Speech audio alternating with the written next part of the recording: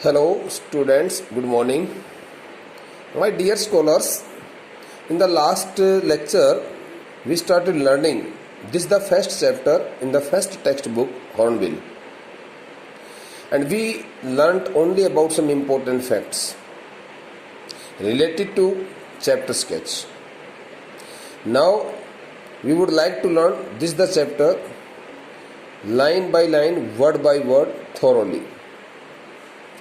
The portrait of A lady in Hindi, एक महिला का चरित्र चित्रण. इन इंग्लिश, वर्ड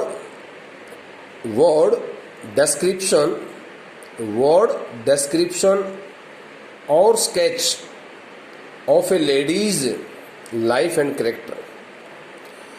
बेटे, we had got the meanings to these all expressions in the same lecture. Now we should start learning it without wasting any time. My grandmother, like everybody's grandmother, was an old woman. She had been old and wrinkled for the 20 years that I had known her.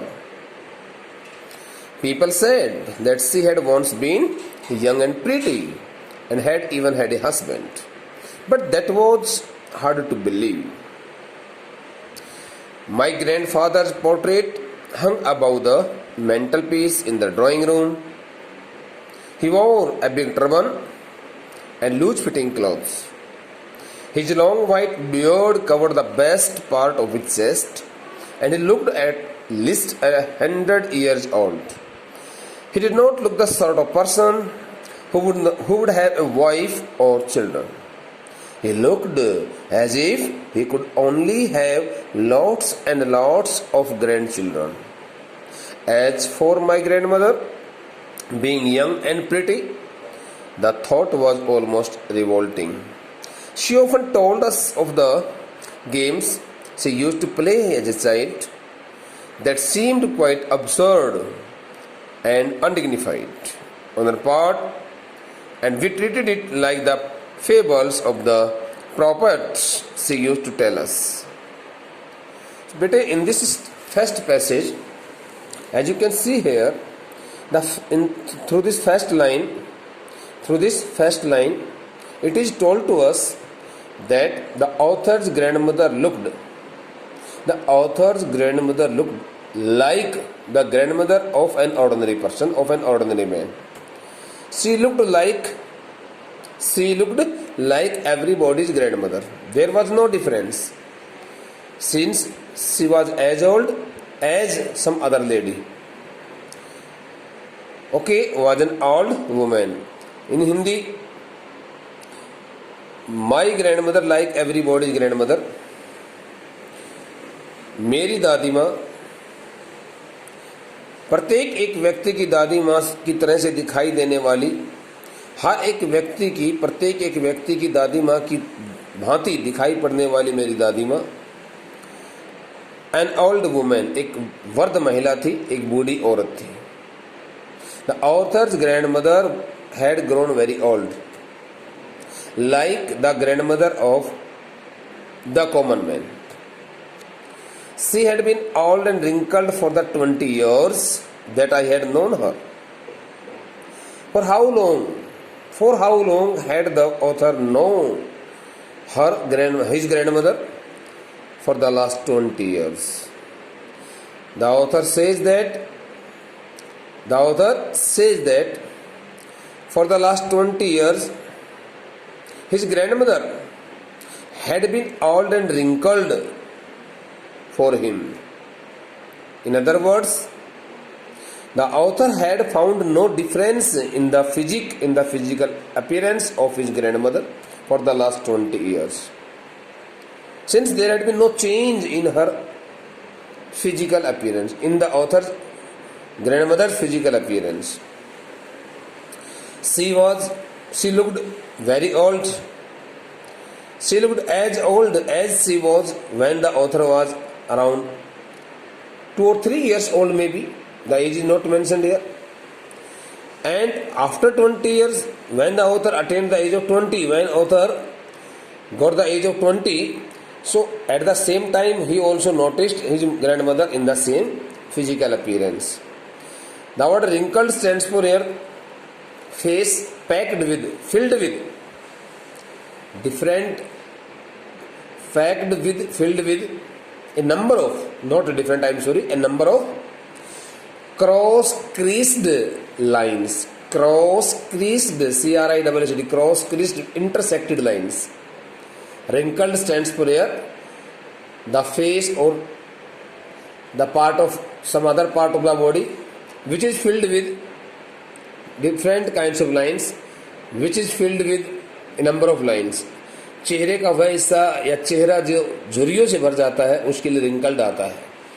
तो हिंदी में कहता है कि पहले तो ये कह रहा है प्रत्येक एक व्यक्ति की दादी माँ की भांति, प्रत्येक एक व्यक्ति की दादी माँ की भांति मेरी दादी माँ भी एक बूढ़ी महिला थी, बूढ़ी औरत थी. मेरी दादी माँ, she had been old and wrinkled for the 20 years that I had known her. पिछले 20 वर्षों से जब से मैंने ये जाना था कि यह महिला, यह औरत मेरी दादी माँ है, तब से मेरी दादी माँ मेरे नज़रिए से बूढ़ी ही रह चुकी थी और उसके चेहरे पर बहुत सारी झुर्रियाँ भी पड़ी हुई थी. उसका चेहरा झुर्रियों से युक्त था, उसके चेहरे पर काफ़ी सारे लाइनें, रेखाएं दिखाई पड़ती थी. इस प्रकार की बातें बेटा वो यहाँ पर कहता है लेखक, क्योंकि लेखक ने जब से अपनी दादी माँ को देखना शुरू किया था तभी से लेखक को उसकी दादी माँ बिल्कुल वैसे नज़र आती थी, उतनी ही बूढ़ी नज़र आ रही थी जितनी बूढ़ी उसकी दादी माँ थी, और जितनी बूढ़ी उसकी दादी माँ थी उतनी ही बूढ़ी उसको शुरुआत के दिन से लेकर के, उसके अपने जन्म से लेकर के और 20 वर्ष के हो जाने तक उसको वैसे ही दिखाई दे रही थी. The author found no difference in the physical appearance of his grandmother. From the very first moment till the age of 20, he had seen his grandmother in the same condition, in the same physical structure. His grandmother had been very old and her face was filled with a number of cross-creased lines. People said that she had once been young and pretty. Whenever the author contacted the people and he raised a question regarding his grandmother, so he got answer, he got response from the people side that he should consider it, he should believe it that his grandmother had once been very young and pretty, very beautiful, extremely beautiful, and had even had a husband. People also told the author in his village that he should trust their words, he should trust their words and he should believe in their words that his grandmother had once been very young and most beautiful, and she had also had a husband. She had also had a husband, but that was hard to believe. But the author did not believe the facts.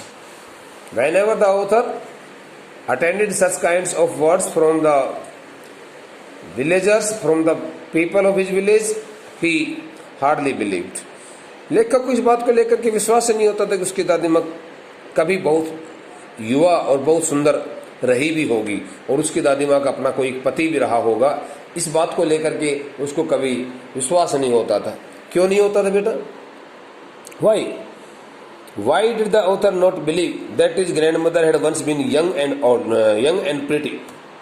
Because from the very first day of his life till the age of 20, he had seen his grandmother in the same extremely old age and very shriveled face, wrinkled face, and with a wrinkled face, not very, and with a wrinkled face. जब से देखना शुरू किया था तब से उसकी दादी माँ के चेहरे पर झुर्रियाँ पड़ी हुई थी.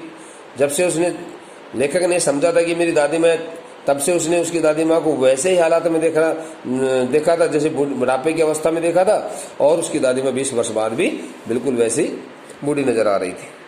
My grandfather's portrait stands for picture, okay, photograph. My grandfather's portrait hung, second form of the verb hang, hung, hang above the mantelpiece in the drawing room. Now through this statement, through these next two statements, he describes his father's condition, portrait. My grandfather's portrait hung above the mantelpiece in the drawing room. The word mantelpiece stands for here. Mantelpiece stands for here fireplace, but in other sense the word mantelpiece stands for here an open space situated inside the wall, which is used to put something there, just like lamp, just like any other small things inside the wall. दीवारों के अंदर एक छोटा सा एक या दो ईंट हटा करके और वो इस प्रकार से जगह छोड़ दी जाती है जिसके अंदर कोई दिया वगैरह रखा जा सके, जिसके अंदर कोई और कोई छोटी मोटी चीज़ रखी जा सके, उसके लिए यहाँ पर मेंटल पीस का हिंदी में अंगीठी बोलते वैसे तो, लेकिन कुल मिलाकर के दो तरह से ये शब्द अपना अर्थ दे रहा है. Mental peace stands for here. Okay, so when the author looked at his grandfather's portrait picture hanging there on the wall just above the shelf that was projected from the wall just above the fireplace, and it is known in Hindi, इसको हम बोल देते हैं गाँव की भाषा में आड़िया वगैरह जो होता है ना, जो दीवार में छोड़ा जाता है, उसके लिए यहाँ पर ये वर्ड बेटा मेंटल पीस लगाया हुआ है. It could also be described by you as a shelf, small shelf that is that projects itself from inside the wall and is used to place something just like chimney or some other thing also just above the fireplace in the drawing room or in some other rooms also. Okay, so there in the drawing room the author noticed the picture of his grandfather, okay, that was hanging just above the fireplace, okay, on the wall. He wore a big turban. The word turban stands for पगड़ी के लिए होता है बेटा. long string of cloth, long piece of cloth. He wore a big turban and loose fitting clothes.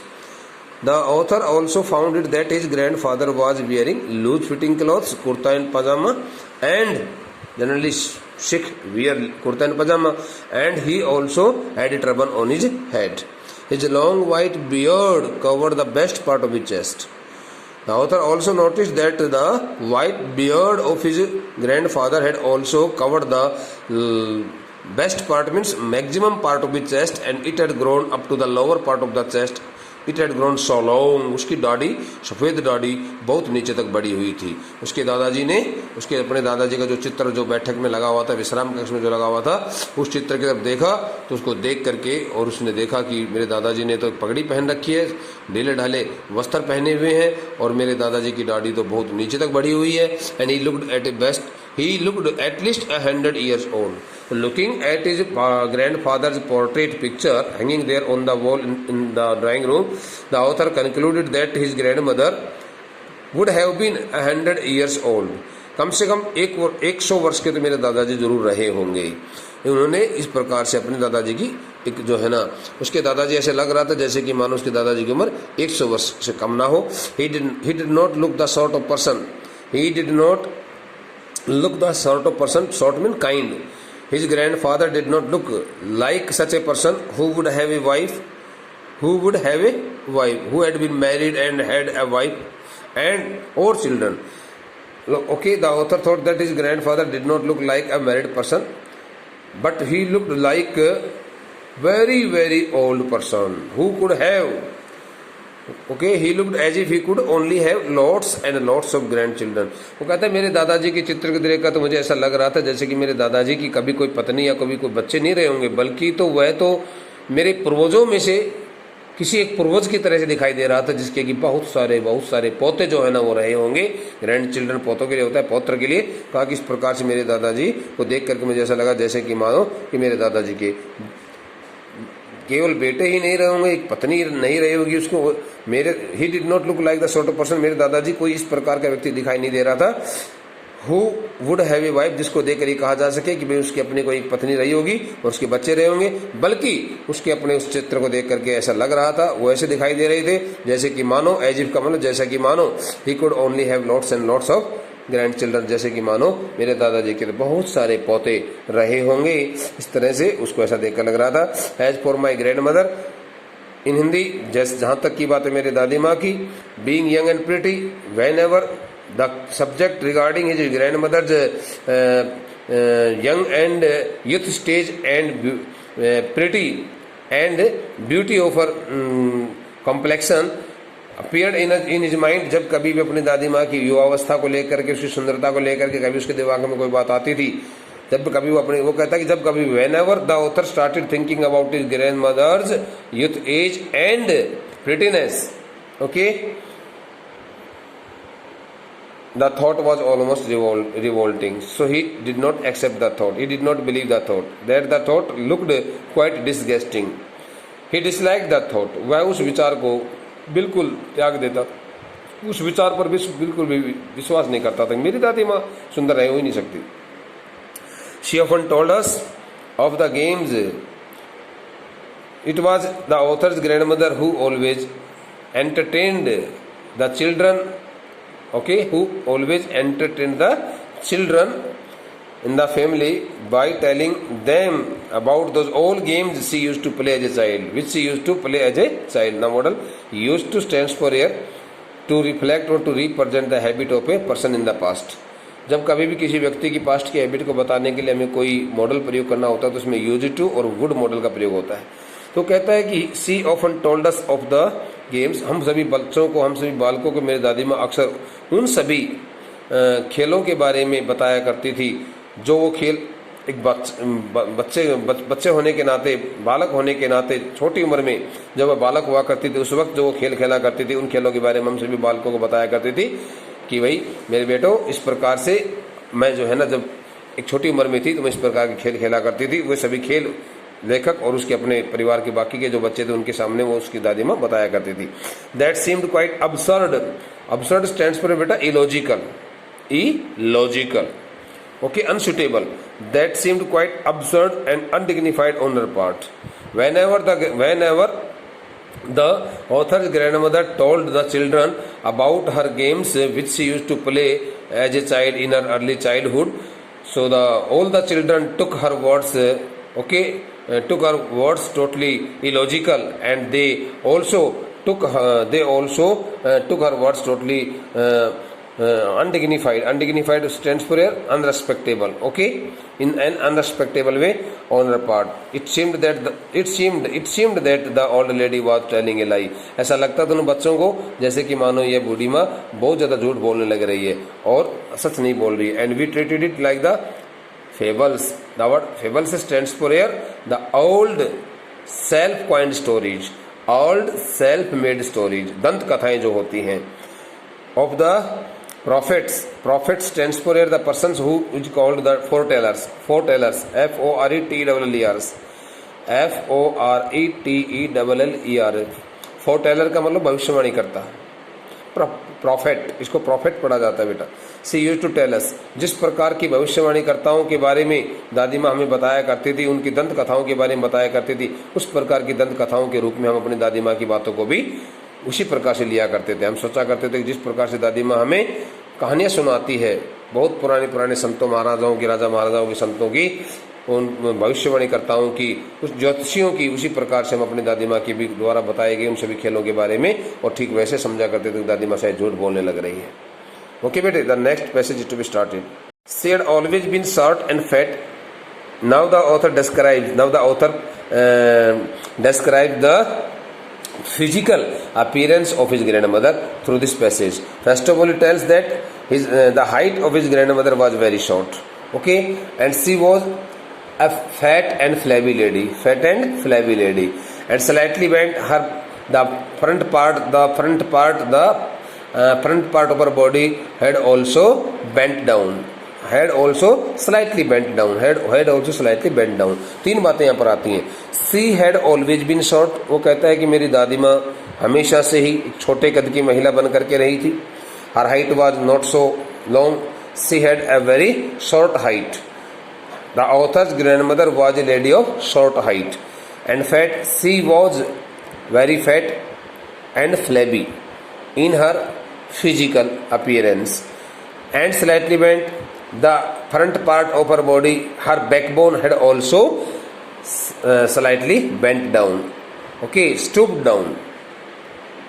Her face was a crease cross of wrinkles, and her face was packed, fully packed with various kinds of lines which ran from one direction to another, okay, which intersected each other. एक दिशा से दूसरी तरफ आने जाने वाली, अर्थात इधर से उधर यूं बिखरी हुई लाइनें जो थी ना उसके अपने चेहरे के ऊपर, झुर्रियां जो थी उसके अपने चेहरे पर दिखाई पड़ रही थी. Running from everywhere to everywhere. It seemed that those the lines which had appeared on the face of his grandmother, of the author's grandmother, the lines which had appeared visibly, which had clearly appeared on the author's grandmother's face, looked running from one place to one direction to another direction. Everywhere means they had covered the entire part of her face, of that lady's face from all sides. मतलब कहीं कोई जगह नहीं थी जहाँ पर कोई झुर्री नजर ना आए, जहाँ पर कोई लाइन नजर ना आए. No we were certain we stands for air बेटे. In this passage the word we stands for air. All the children living in the author's family. तो कहता है कि नहीं हम बालकों को इस बात को लेकर के पक्का विश्वास था. We were certain, we were fully sure of it. She had always been as we had known her. The grandmother had always been old and wrinkled with a wrinkled face, as they had never seen her so young and pretty and beautiful. वो कहता है कि हम अपनी दादी माँ को, हम अपनी इस बूढ़ी माँ को कभी भी जवान और सुंदर मान ही नहीं सकते थे, क्योंकि हम बालकों ने अपनी दादी माँ को, उस बूढ़ी माँ को बिल्कुल बुढ़ापे में ही देखा था. Okay, old, so terribly old. The grandmother had grown so old that she could not have grown older. The word is, I think, grown. Yes, grown. अब वो कहता है कि मेरी दादी माँ इतनी ज्यादा बुढ़ापे में जा चुकी थी, इतना बुढ़ापा उसके अंदर बढ़ चुका था, इतनी बूढ़ी हो चुकी थी, अब और ज्यादा बूढ़ी होनी हो सकती थी. And had stayed at the same age for 20 years. And there had been no change in her physical appearance for the last 20 years. पिछले 20 वर्षों से उसके अपने शारीरिक जो ढांचा था उसमें किसी प्रकार का कोई बदलाव नहीं हुआ था. वो बिल्कुल उतनी ही बूढ़ी नजर आ रही थी जितनी 20 वर्ष पहले थी. अब उसका और ज्यादा बुढ़ापे में परिवर्तित होना संभव नहीं लग रहा था. She could never have been pretty. No. It could not be possible that the author's grandmother could have been so much beautiful, most beautiful lady. But she was always beautiful. Means she always worked beautiful works. She was always beautiful by her heart, not by her physical appearance. वो कहता है कि यदि मेरी दादी माँ हमें चेहरे से और उसके शरीर से कोई बहुत सुंदर नजर नहीं आ रही थी, लेकिन वो अपने कार्य से बहुत सुंदर थी, बहुत ज्यादा सुंदर थी. She hobbled about the house in spotless white. Spotless white का मतलब बेटे very okay. Spotless white means without any spot, without any patch, without any mark. Pure whiteness, pure white clothes without any spot. She hobbled about the house in spotless white. Hobbled stands for walk with difficulty. Limped, limpd, limped means लंगड़ा के चलना. थोड़ा जब व्यक्ति बूढ़ा हो जाता है, ज़्यादा बूढ़ा हो जाता है, उसका शरीर झुक जाता है तो थोड़ा सा लचका लेकर चलता है. तो कहते हैं कि मेरी दादी माँ घर के अंदर, about the home means all around the, inside the home, from one direction to another. मेरी दादी माँ घर के अंदर अपने सफ़ेद वस्त्रों को धारण करके इधर से उधर टहलती रहती थी, घूमती फिरती रहती थी. With one hand resting mean putting on her waist. एक हाथ तो वो अपनी कमर पर टिका लेती थी. To balance her stoop means bend होता है, ताकि वो अपने उस झुकाव को, शरीर के झुकाव को थोड़ा संतुलित रख सके, उसका संतुलन बना के रख सके. And the other telling the beads of her rosary. That is telling. और दूसरा जो है वो अपने हाथ में, उसके अपने हाथ में जो माला होती थी गार्लैंड, उस गार्लैंड की, उस माला की जो मनियों होते थे, उन मनियों को जपने में वो अपने आप को बिजी रखा करती थी. वो कहते कि मेरी दादी माँ सफ़ेद वस्त्रों में सुशोभित होकर के सफ़ेद वस्त्र धारण करके घर के अंदर जो है ना अपने एक हाथ से अपने शरीर के मुड़े हुए हिस्से को अपने कमर के ऊपर टिका करके अपना बैलेंस बनाने के लिए एक हाथ को तुम्हारा रख लेती थी, एक हाथ से अपनी माला के मणियों को जपती हुई पूरे दिन भर घर में घूमती फिरती रहती थी। Her silver locks were scattered, locks stands for hair, the word एलोसिकस लॉक्स मीन्स हेयर, यहाँ पर हेयर लगा है, मैटिड हेयर, जैसे कि थोड़े से बाल जो होते हैं ना बेटे, जब वो गुच्छ से जाते हैं, उसकी जो जगह जगह के ऊपर जिस प्रकार से जैसे थोड़ी सी बालों के अंदर गुच्छा सा पड़ जाता है, उसके लिए लॉक्स लगता है। हर silver locks were scattered, okay, untidily means clearly और वेरी सेविली, बहुत बुरी तरह से, बहुत खराब तरीके से, भद्दे तरीके से वो कहता है कि मेरी दादी माँ के जो चांदी की भांति चमकने वाले सफ़ेद जो बाल होते थे, उन बालों के गुच्छे इधर उधर बिखरे पड़े रहते थे। और पेल पकड़ फेस, पकड़ स्टैंड्स फॉर रिंकल्ड फेस, और उसके अपने उस पीले और झुर्रियों से भरे हुए चेहरे के ऊपर मेरी दादी माँ के सफ़ेद बालों के जो गुच्छे थे वो यूं ही बिखरे पड़े रहते थे, कभी वो उनको बहुत अच्छे ढंग से कंघी नहीं करती थी। And her lips constantly moved and she always kept her lips quite busy, okay, in singing her prayer in audible voice. Inaudible means the voice that cannot be heard. Very low voice. और वह अपनी धीमी धीमी आवाज़ में, और वह अपने गुरबानी को, प्रेयर स्टैंड्स पर गुरबानी, गुरु नानक देव जी की जो बाणी होती है उसके लिए लगाया यहाँ पर प्रेयर, और वह अपने उस गुरबानी को बहुत ही हल्की हल्की आवाज़ में लगातार जो है ना अपने होठों पे ला करके और कहती रहती थी, करती रहती थी, गाती रहती थी। She was beautiful, yes she was beautiful, जी हाँ मेरी दादी माँ बड़ी सुंदर थी, स्वभाव से बहुत सुंदर थी। She was like the winter landscape, बिल्कुल मेरी दादी माँ सर्दियों के दिनों में जैसे कोई भूदृश्य होता है, पर्वत इत्यादि होते, पहाड़ होते, वहाँ पर जो बर्फ गिर जाती है, इन द माउंटेन, जैसे कि पर्वतों के ऊपर जो भूदृश्य के ऊपर सर्दियों के दिनों में सफ़ेद चद्दर बिछ जाती है बर्फ की, और वो बिल्कुल शांत माहौल में नजर आता है सब कुछ वहाँ पर, बिल्कुल वैसे ही an expanse pure white serenity, लगता है जैसे कि मानो बड़ी क्वाइटनेस, बड़ी साइलेंस वहाँ पर प्रिवेल्ड हो गई हो। N expanse pure white serenity का मतलब where one could find the extreme silence and peace every time। वो कहता है ठीक उसी प्रकार से मेरी दादी माँ हमेशा बड़े शांत स्वभाव में रहती थी। The author says that his grandmother always lived in extreme peace and silence. She never spoke the words unwantedly, breathing peace and contentment. She always looked very peace and contented. Contentment means satisfaction के लिए होता है। She always looked fully satisfied. So beta, the rest of the part will be read by us in the next lecture. Okay beta, kindly revise the chapter thoroughly as you have covered only the first two passages in this chapter. Thank you.